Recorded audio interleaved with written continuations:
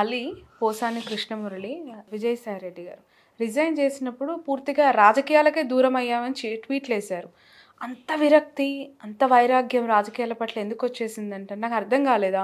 ఈ కాంటెక్స్ట్లో ముగ్గురువి సిమిలర్గా కనిపించాయి. అఫ్కోర్స్ మీరంటే కొంత అసంతృప్తి, మీ మళ్ళీ లైన్ నేను ఉండి వచ్చిన పార్టీ మీద అసంతృప్తితో బయటకు రావడం ఎంత నిజమో, నేను బీజేపీ మీద క్రమంగా పెరుగుతున్న నా అభిమానానికి చెప్పిన కారణాలు అంతకన్నా నిజం. ఓకే, ఈ వేరియేషన్, ఒకటి స్వేచ్ఛ, రెండు దేశం కోసం తీసుకుంటున్న పాలసీల గురించి నేను నమ్మడం, దేశం కోసం ధర్మం కోసం నిలబడుతున్న ఈ పార్టీకి మద్దతుగా మనం ఉంటే బాగుంటుందన్న అభిప్రాయం, అది ఇది సైమల్టేనియస్గా వాటి మధ్యలో నలుగుతూ వచ్చా. ఇక్కడ మనం వద్దనుకున్నప్పుడు ఇమీడియట్గా నేను రాజకీయాల్లో ఉండనని చెప్పలేదే. రాజకీయాల్లో ఉంటాను, నా ఒంట్లో ఓపుకున్నంత వరకు రెస్ట్ ఆఫ్ మై లైఫ్ నేను బీజేపీలో ఉండాలనుకుంటున్నా.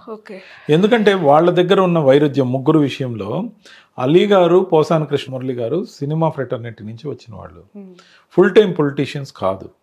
కానీ వాళ్ళు కూడా కొన్ని డిజిగ్నేషన్స్లో ఉన్నమాట, చైర్మన్లుగా ఉన్నమాట వాస్తవం. కానీ వాళ్ళు రాజకీయాల నుంచి రిటైర్ అయిపోతానంటే నేను నమ్ముతా. విజయసాయిరెడ్డి గారు రాజకీయాల నుంచి రిటైర్ అయిపోతాను, వ్యవసాయం చేసుకుంటానంటే నేను నమ్మను. ఎందుకంటే ఆయనది రాజకీయ వ్యవసాయం. ఆయన బ్రహ్మాండంగా ఆ వ్యవసాయంలో పంటలు పండించిన మనిషి. అనేక పదవులు వదులుకుని ఇప్పుడు రాజకీయాల నుంచి సడన్ గా ఆల్ ఇన్ సడన్ డ్రాప్ అయిపోతానంటే, ఇప్పుడు రాజకీయ పంటలు ఎలా విజయసాయిరెడ్డి గారు పండిస్తారు ఆఫ్టర్ రిజిగ్నేషన్ ఆఫ్ వైఎస్ఆర్సీపీ? ఏంటండి వైఎస్ఆర్సీపీ ఈరోజు ఈ నిమిషంలో చెప్తే మోడీ గారు, అమిత్ షా గారు వెల్కమ్ చేయరా? అంత సాన్నిహిత్యం వాళ్ళతో ఉంది కాబట్టి వాళ్ళకి ఎంత ధన్యవాదాలు చెప్పారు. పంపించింది.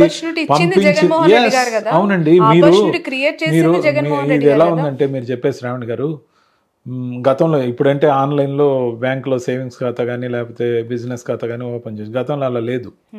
గతంలో బ్యాంక్ ఎవరో ఒకరు వచ్చి మనకు తెలిసిన వాళ్ళు సంతకం పెడితేనే ఒక అకౌంట్ ఇచ్చేవాళ్ళు. అకౌంట్ ఇచ్చిన తర్వాత దాంట్లో ఉన్న సొమ్ము అంతా నా వల్లే వచ్చిందని మీరు భాగం అడిగినట్టుంది. ఇప్పుడు మీ ద్వారా పరిచయం అయినంత మాత్రాన ఆ అకౌంట్లో పడే ప్రతి రూపాయలో నాకు ఇంత హక్కు ఉందంటే ఎలాగా? ఆయనకి ఆపర్చునిటీ ఇచ్చిన మాట వాస్తవం. ఆయనకి అర్హత ఉందని ఆపర్చునిటీ ఇచ్చి ఉండొచ్చు. ఆ తర్వాత ఆయన గ్రో అయిన తీరు, చాలా మంది వెళ్ళారు కదా రాజ్యసభకి. రాజ్యసభకి విజయసాయిరెడ్డి గారు ఒక్కరే కాదు కదా వెళ్ళింది. ఎంతమందికి అంత పేరు వచ్చింది? విజయసాయిరెడ్డి గారి యొక్క సామర్థ్యం, పట్టుదల, తెలివితేటలు ఇవన్నీ కూడా క్లబ్ అయి ఉంటాయి కదా. మరి ఆయనకి మోడీ గారు, అమిత్ షా గారు ఎన్ని బాధ్యతలు పెట్టారో తెలుసా? కామర్స్ కమిటీ పంపించారు. ఈ విధంగా నాకు తెలిసిన మిత్రులు కొందరు అడగడం నాకు ఆశ్చర్యం అనిపించింది. ఎందుకంటే విజయసాయిరెడ్డి గారు అలా పంపించే పని ఎప్పుడైనా నాయకుడు, నెల్లూరు జిల్లా సరే అందరం ఆంధ్రవాసులమేనండి మనం. ముఖ్యంగా నేననేది ఆంధ్రవాసులందరూ ఒకటేసారి అట్లా. ఇప్పుడు విజయసాయిరెడ్డి గారి ద్వారానే నేను వైఎస్ఆర్సీపీలోకి వచ్చా. ఎప్పుడైనా నాయకుడితో కలిసి కానీ తర్వాత కానీ జాయిన్ అయ్యేవాడు ఫాలోయర్. నేను వైఎస్ఆర్సీపీలోకి వచ్చేటప్పుడు విజయసాయిరెడ్డి గారు తెచ్చారు, కానీ నేను ఫాలో అయింది వైఎస్ జగన్మోహన్ రెడ్డి గారిని. ఒక వర్గంతో కానీ నేను ట్రావెల్ అయ్యింటే ఇంకా పదవులు పొందేవాడిని, లేదు ఎమ్మెల్సీ కూడా అయ్యేవాడిని. నేను జగన్మోహన్ రెడ్డి గారిని మాత్రమే నమ్ముకొని పనిచేశా. అక్కడే తేడా వచ్చింది. అంటే వీడు దేవుడికి డైరెక్ట్ కనెక్ట్ అవుతున్నాడు, అది ఎలా కుదురుద్ది అన్న ఫీలింగ్. నెక్స్ట్ విజయసాయిరెడ్డి గారి గురించి, ఆ వ్యాఖ్యల గురించి నేను నమ్మను. ఎందుకన్నానంటే, ఒక విలేకరి ప్రెస్ మీట్ అది రెసిగ్నేషన్ ఇచ్చినాక ఆయన అడగడం జరిగినప్పుడు ఆయన ఏం చెప్పాడు? వ్యవసాయం చేసుకుంటున్నారు కదా సార్, ఎక్కడ చేసుకుంటారు అని అడిగారు. ఎక్కడో మా ఊర్లోనో లేకపోతే పలానా ఊర్లోనో నేను వ్యవసాయం చేసుకుంటాను, ఒక 4 ఎకరాలు భూమి కొనుక్కుందాం అనుకుంటున్నాను, ఫామ్ హౌస్లో ఉండి ప్రశాంతమైన జీవితం కూడా. అది పర్ఫెక్ట్ ఆన్సర్. ఆయన ఏం చెప్పారండి, మీరు కూడా చూశారు. నేను వ్యవసాయం తొందరలో మార్స్లో కానీ చంద్ర మండలం మీద కానీ చేస్తాను. దాంట్లో సెటైర్ ఉందా కానీ ఆన్సర్ ఎక్కడుంది? అంటే పిచ్చోళ్ళరా, నేను వ్యవసాయం చేసుకోవడానికి ఇప్పుడు కొత్తగా నేర్చుకొని లేకపోతే 4 ఎకరాలు కొనుక్కొని 2 ఆవులను కొనుక్కొని నేను ఫామ్ హౌస్ కట్టుకోవాలన్నా అన్నట్టు లేదా? సో ఆయన సామర్థ్యము అనేక కోణాల్లో విస్తృతంగా ఢిల్లీ వాసులు గుర్తించారు, ముఖ్యంగా అమిత్ షా గారు, నరేంద్ర మోడీ గారు. నా ఉద్దేశంలో రాబోయే రోజుల్లో ఆయన ముందు కేంద్ర మంత్రి అయి తర్వాత ఎంపీ అవుతారు అనుకుంటున్నా.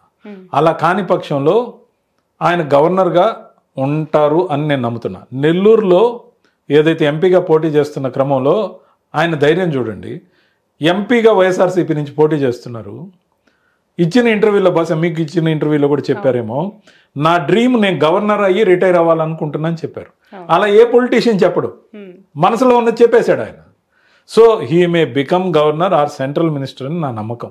ఎందుకంటే కామర్స్ కమిటీ చైర్మన్ దగ్గర నుంచి లెజిస్లేషన్ దానికి సంబంధించిన దగ్గర నుంచి దాదాపు 18 పదవులు ఎట్ ఏ టైం ఉన్నాయి ఆయనకి. 18 పదవులు వదిలేసి అఫిషియల్గా వచ్చిన మర్యాదకు పూర్వకంగా ఉండే ఢిల్లీ క్వార్టర్స్ వదిలేసి ఆయన వస్తాడని అయితే నేను అనుకోవట్లేదు. అంటే బీజేపీకి ఒక రాజ్యసభ ఇస్తే దాని ఈక్వలెంట్ పొజిషన్ ఒక గవర్నరా? అట్లని తూకం వేయాల్సిన అవసరం లేదు. ఎప్పుడు ఎక్కడ ఎవరు ఉపయోగపడతారు అనుకున్న, ఇప్పుడు ప్రొఫెసర్ జయశంకర్ గారు ఉన్నారు, సో విదేశాంగ శాఖ మంత్రిగా ఉన్నాడు, ఆయన బ్యూరోక్రసీ నుంచే కదా వచ్చారు. అశ్విని వైష్ణవ్ గారు ఉన్నారు, I think he's IAS, railway శాఖ మంత్రిగా ఉన్నారు. గతంలో శివసేన నుంచి వచ్చిన సురేష్ ప్రభు గారిని తీసుకుందాం, ఆ రోజు వరకు శివసేనలో ఉన్నారు. మధ్యాహ్నం 12 గంటలకు రాజీనామా చేశారు, 1:30కి ప్రమాణ స్వీకారం మంత్రిగా చేశారు, విద్యుత్ శాఖ మంత్రిగా. దాని తర్వాత ఆంధ్రప్రదేశ్ నుంచి ఎంపీ అయ్యారు. నేను ఆ కోణంలో ఆలోచిస్తున్నా, నా ఆలోచన పరిధి వరకు.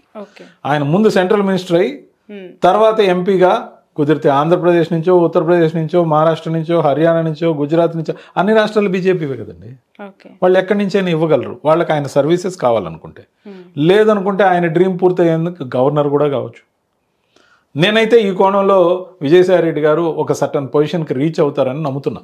మోదీ గారి, అమిత్ షా గారి ఫోటో కోసం వెయిట్ చేస్తూ దేశవ్యాప్తంగా బీజేపీ పాలసీలని, సంఘ పాలసీలని రెండు కలిపి పూర్తిగా జనబాహుళ్యంలోకి, హిందీ బెల్ట్లో కానీ తెలుగు రాష్ట్రాల్లో ప్రపంచానికి తెలియని, ఇప్పుడు మనం మాట్లాడుకున్న మాటల్లో నాకే మొన్నటి దాకా రాజకీయ పరిజ్ఞానం ఉన్నవాడికి తెలియని అంశాలే ఇన్నుంటే, సామాన్యుడి దాకా రీచ్ కావాలంటే మీడియా మాధ్యమం, మీడియాకి నేను సుపరిచితం. నేషనల్ మీడియాలో కూడా దాదాపు 1200 డిబేట్లు చేశా, కాంగ్రెస్ పార్టీ నుంచి కానీ ఇక్కడి నుంచి కానీ కలిపి. ఓవరాల్ డిబేట్స్ యూట్యూబ్ ఛానల్స్ కలిపి 6000 పైగా డిబేట్లు చేశా. సో నా ముఖం యొక్క పరిచయం చాలా మందికి ఉంది. సో దానికి నాకున్న గొంతుకి, సో నేను బీజేపీకి ఉపయోగపడాలి, ప్రో పాలసీస్ ఆఫ్ బీజేపీ. నేను ఇప్పుడు ఆంధ్రప్రదేశ్కి అర్జెంటుగా ఉన్న నాయకులను తిట్టడానికి లేను. జగన్మోహన్ రెడ్డి గారిని విమర్శించాల్సిన పని నాకు లేదు, చంద్రబాబు నాయుడు గారిని విమర్శించే పని ఇప్పుడు లేదు, ఎందుకంటే కూటమిలో ఉన్నాం. అలాగే పవన్ కళ్యాణ్ గారిని విమర్శించాల్సిన పని అసలే లేదు, ఎందుకంటే కూటమిలో ఉన్నాం. ఖచ్చితంగా ఇప్పటికిప్పుడు ఆంధ్రప్రదేశ్ రాజకీయాలు, 13 జిల్లా రాజకీయాలు పక్కన పెట్టి బీజేపీ ప్రో పాలసీస్ని దేశం అంతా వినబడే విధంగా నేను వీడియోలు చేయొచ్చు, నా యూట్యూబ్ ఛానల్స్ని మళ్ళీ లైన్లో పెట్టచ్చు, లేకపోతే నేషనల్ మీడియాకి వెళ్ళి కూర్చునే అవకాశం ఉంటే అక్కడి నుంచి మాట్లాడచ్చు. ప్రో బీజేపీ పాలసీస్ లేదు. పురంధేశ్వరి గారిని మారుస్తారు అనే వార్తలు వస్తున్నాయి, నిజమేనా? అంత దూరం నేను మాట్లాడే అవకాశం లేదు. బీజేపీకి పార్టీ సభ్యత్వం చేసే లక్షణం ఉంది. బీజేపీ కార్యవర్గాన్ని సక్రమంగా ఎన్నుకుంటూ వస్తున్నారు దశల వారీగా. మొన్ననే కొత్తగా మా నెల్లూరు జిల్లాకు ఏర్పడిన జిల్లా అధ్యక్షుని కలిసా, మళ్ళీ తిరుపతి జిల్లా అధ్యక్షుని కూడా కలవబోతున్నారు 2వ తేదీ. అలాగే అక్కడి నుంచి మొత్తం కార్యవర్గం నుంచి జిల్లా అధ్యక్షుల నుంచి రాష్ట్ర అధ్యక్షులను ఎన్నుకున్న తర్వాత రాష్ట్రాల అధ్యక్షులందరూ కలిసి కేంద్రం యొక్క అధ్యక్షుని ఎన్నుకునే విధానం ఇక్కడ ఉంది. కానీ ఇన్ కంపారిజన్ వైఎస్ఆర్సీపీకి సభ్యత్వం లేదు. ఇది కూడా ఒక లోపభూయిష్టమైన అంశం. మీరు ఇచ్చారు కదా, ఇప్పుడు వాళ్ళు ఖచ్చితంగా పాటిస్తారు. మీ అడ్వైజెస్ అన్ని కూడా తీసుకుంటారు. అడ్వైజెస్ తీసుకోమని నేను అనను, అది వాళ్ళ ఇష్టం, వాళ్ళ నిర్ణయం, వాళ్ళ పార్టీ. ఈరోజు నేను వదిలి వచ్చిన పార్టీ. కానీ సభ్యత్వం ఉండాలి, సభ్యత్వం ద్వారా కార్యవర్గం ఏర్పడాలి. మనకు నచ్చిన వాళ్ళకి లెటర్ హెడ్ మీద కింద జగన్ గారి సంతకం కూడా లేకుండా కేంద్ర పార్టీ కార్యాలయం అని చెప్పి ఎవరు వేస్తున్నారో తెలియకుండా ఆ పదవులు నచ్చిన వాళ్ళకి వేసుకోవడం మాత్రం దుర్మార్గం.